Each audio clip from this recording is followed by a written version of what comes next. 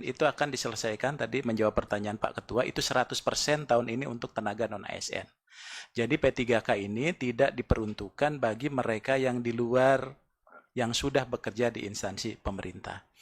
Nah, termasuk nanti yang akan jadi prioritas itu adalah yang pertama ex-THK 2, jadi tenaga-tenaga honorer Pak yang saat ini ada dan belum terangkat.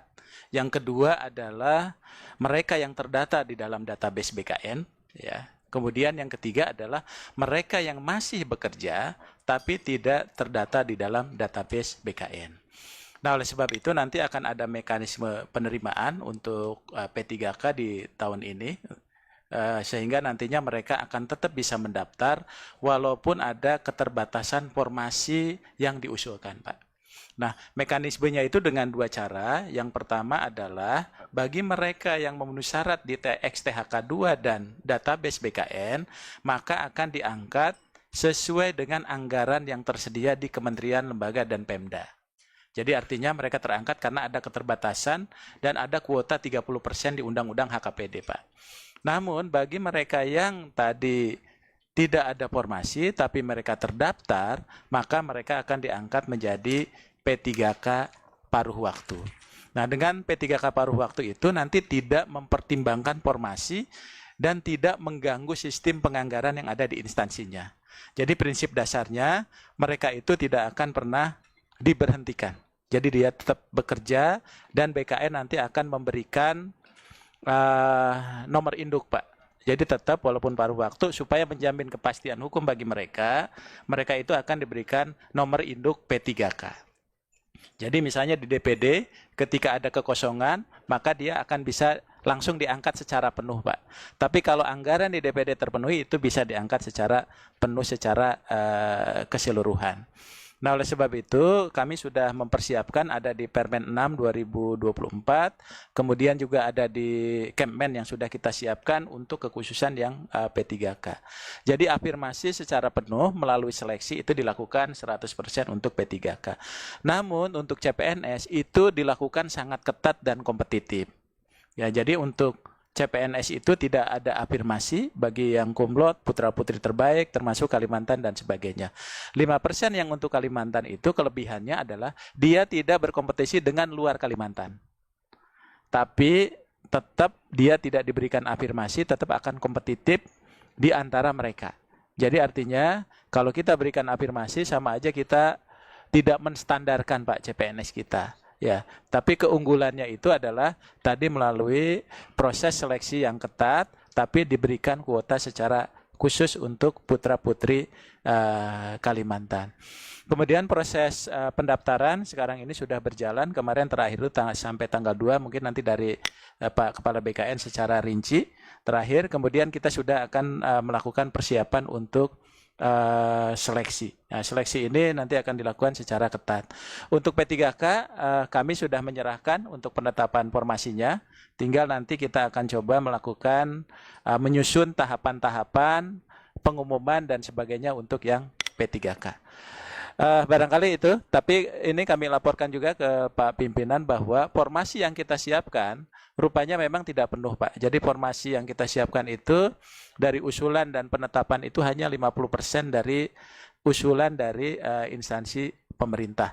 Ya, khususnya untuk yang P3K. Nah, oleh sebab itu kita buka dengan mekanisme lain supaya teman-teman yang statusnya non ASN tadi dan formasinya tidak tersedia, tapi dia bisa mengikuti seleksi dengan mekanisme di luar formasi, namun tetap bisa mendaftar sebagai aparatur sipil negara. Barangkali ini Pak Menteri sebagai tambahan. Terima kasih. Baik, terima kasih Pak sekalian. Saya minta slide 32 ya teman-teman. Pak Ketua, Pak Bapak sekalian, sebenarnya tahun ini kalau kita lihat sebelum slide ini, kita telah menyampaikan usulan berbagai daerah dan keinginan publik kami sampaikan kepada Bapak Presiden. Sehingga Bapak Presiden kemudian menyiapkan formasi terbesar tahun ini, fresh graduate 600.000.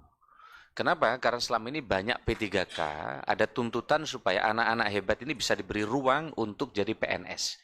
Tapi sayangnya sampai ini kenapa ini tertunda agak ke belakang waktunya Bapak Ibu sekalian? Karena kita beri kesempatan daerah untuk mengusulkan. Kita tunda sampai berapa kali ini?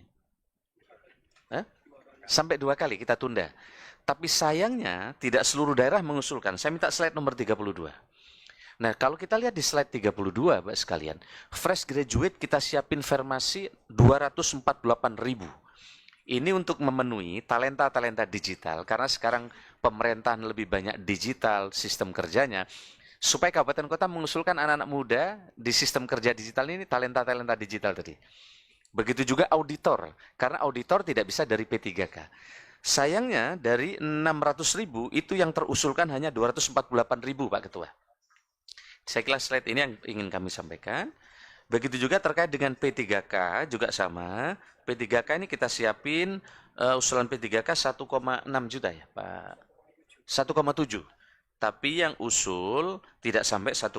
Dan kalau kita lihat misalnya, kita lihat slide yang bawah itu, usulan yang lebih kecil dari sisa non-ASN itu ada 31%. 24 instansi pusat. Kemudian instansi daerah ada 408 alias 74% usulan lebih kecil dari sisa non-ASN yang tersedia. Kita udah lihat masalahnya berarti ini terlalu besar pegawainya dan anggarannya sudah melampaui 30%. Maka dia tidak berani mengusulkan banyak. Nah, kemudian usulan yang sesuai dengan sisa non-ASN itu 11%. Ini lebih yang sesuai. Jadi, dan instansi daerah hanya 4% saja yang sesuai. Dan usulan lebih besar dari sisa non-ASN itu ada 58% untuk instansi pusat dan kemudian instansi daerah ada 25% atau 134 kabupaten kota provinsi yang mengusulkan. Kami kira ini tambahan dari kami. Kemudian Pak Kepala BKN, Bapak yang akan mempersilahkan. Ya, kami kira itu dari kami. Terima kasih. Assalamualaikum warahmatullahi wabarakatuh. Waalaikumsalam. Baik Pak Menteri, 38 halaman bisa dikejar dalam waktu berapa menit ya? 20 menit. Ini luar biasa. Bukan buru-buru. Ini sebenarnya saya ingin mengingatkan saja bahwa jam 1 nanti Pak Menteri ada rapat terbatas dengan Pak Presiden ya. Jadi kita sepakati jam 12 selesai. Sepakat Pak ya? Ya, silakan. Boleh ya anggota lain ya. Kita sepakati jam 12 selesai. Kemudian yang sangat penting presentasi Pak Menteri ini cepat bukan ngejar waktu. Jangan salah. Memang karakter beliau yang geraknya cepat. Gitu ya. Jadi banyak persoalan-persoalan di ASN ini yang sangat complicated sekali itu bisa diselesaikan secara cepat. Itulah karakter beliau. Baik, selanjutnya PLT Kepala BKN ya kita ingin dengarkan. Silakan Pak. Bukan berarti harus cepat juga Pak, enggak. Silakan. Terima kasih Pak. Bapak sekalian, Assalamualaikum warahmatullahi wabarakatuh. Yang terhormat Bapak Ketua, Wakil Ketua, dan anggota Komite 1 DPD RI. Yang saya hormati Bapak Menteri Pan-RB, yang saya hormati para pejabat pimpinan tinggi Madya di lingkungan Menpan dan BKN, Bapak Ibu sekalian berbahagia. Izinkan saya menambahkan apa yang disampaikan oleh Pak Menteri yang berkaitan dengan perkembangan pelaksanaan seleksi calon aparatur sipil negara tahun 2024. Bapak Ketua yang saya hormati, pada prinsipnya sudah ditetapkan formasi oleh Pak Menteri yang dibagi menjadi 3 jenis pengadaan. Yang pertama kaitannya dengan formasi sekolah kedinasan, kemudian yang kedua formasi pegawai negeri sipil, dan yang ketiga adalah formasi untuk pengadaan pegawai pemerintah dengan perjanjian kerja.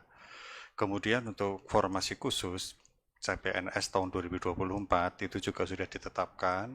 Untuk instansi pusat itu ada 5 formasi khusus. Yang pertama adalah putra-putri lulusan terbaik yang berpredikat pujian dengan pujian atau cum laude. Kemudian penyandang disabilitas paling sedikit ditetapkan 2% dari penetapan alokasi PNS. Kemudian yang ketiga ada diaspora, yang keempat putra-putri wilayah Papua, dan yang kelima adalah yang disampaikan oleh Pak Menteri tadi, putra-putri Kalimantan yang paling sedikit jumlahnya 5% dari penetapan alokasi PNS pada unit Satker Pusat. Kemudian formasi khusus untuk instansi daerah itu hanya ada 3. Yang pertama adalah putra-putri lulusan terbaik, yang kedua penyandang disabilitas, dan yang ketiga adalah putra-putri daerah tertinggal. Bapak Ketua yang saya hormati, akan kami sampaikan alur pengadaan calon aparatur sipil negara yang selama ini kita lakukan.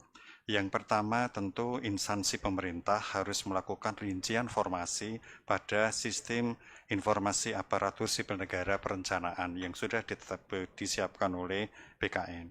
Kemudian melakukan usulan rincian formasi ASN itu dan dilakukan verifikasi dan validasi oleh BKN dan Kementerian Pan-RB dan terakhir ditetapkan oleh Pak Menteri Pan-RB. Kemudian hasil penetapan itu instansi pemerintah mengumumkan pengadaan calon aparatur sipil negara. Setelah diumumkan, maka para pelamar itu wajib membuat akun dan registrasi pada SSC ASN yang sudah disediakan oleh BKN dan dilakukan validasi data kependudukan yang ada di Kementerian Dalam Negeri. Bapak Ibu yang saya hormati, setelah semuanya dilakukan, maka dilakukan seleksi administrasi oleh instansi pemerintah. Kemudian, apabila itu sudah dilakukan, perlu ada masa sanggah dan jawab sanggah dalam pelaksanaan seleksi administrasi. Barangkali ada yang merasa dirugikan ketika ditolak seleksi administrasinya, sehingga dia diberikan kesempatan untuk melakukan penyanggahan. Peserta yang lolos seleksi administrasi kemudian mengikuti ujian seleksi kompetensi dasar dan seleksi kompetensi teknis dengan CAT BKN yang dilanjutkan ujian seleksi kompetensi bidang bagi yang lolos SKD. Pengolahan hasil seleksi dilakukan berdasarkan nilai ambang batas yang sudah ditetapkan oleh Kementerian PAN, sekaligus nanti apabila para peserta itu lolos akan diumumkan kelulusannya dan terakhir ditetapkan NIP oleh BKN dan diangkat oleh pejabat pembina kepegawaian. Bapak Ketua yang saya hormati, ada ekosistem seleksi yang dilakukan oleh BKN, yaitu kaitannya dengan SSC ASN yang ditetapkan dalam rangka pelaksanaan seleksi calon aparatur sipil negara ini. Ini kaitannya dengan yang pertama, tentu semua instansi harus bisa menetapkan perencanaan kebutuhan yang dilakukan oleh instansi untuk 5 tahun ke depan dan dirinci setiap tahunnya. BKN juga melakukan terobosan dengan menetapkan portal ASN karir. Jadi selama ini banyak pelamar yang kurang informasi terhadap jabatan-jabatan yang dibuka, termasuk di dalamnya tugas-tugas yang akan dia lakukan ketika dia diangkat, kemudian penghasilannya berapa, kemudian karir tertingginya apa. Nah, ini sudah bisa semuanya diketahui melalui portal ASN Karir ini. Kemudian pendaftaran ini dilakukan seperti yang saya sampaikan tadi sampai dengan nanti pada pengisian DRH. Dan verifikasi dilakukan oleh BKN, kemudian admin tentu yang dibuka oleh masing-masing pelamar itu dipakai juga untuk melakukan pendaftaran lebih lanjut. Kemudian kita juga membuat dashboard yang berkaitan dengan dashboard yang ada di instansi BKN maupun di kantor regional yang ada di pusat. Kantor BKN pusat maupun kantor regional yang ada di daerah. Nah, Bapak Ibu yang saya hormati, tentu dalam pelaksanaan seleksi ini BKN selalu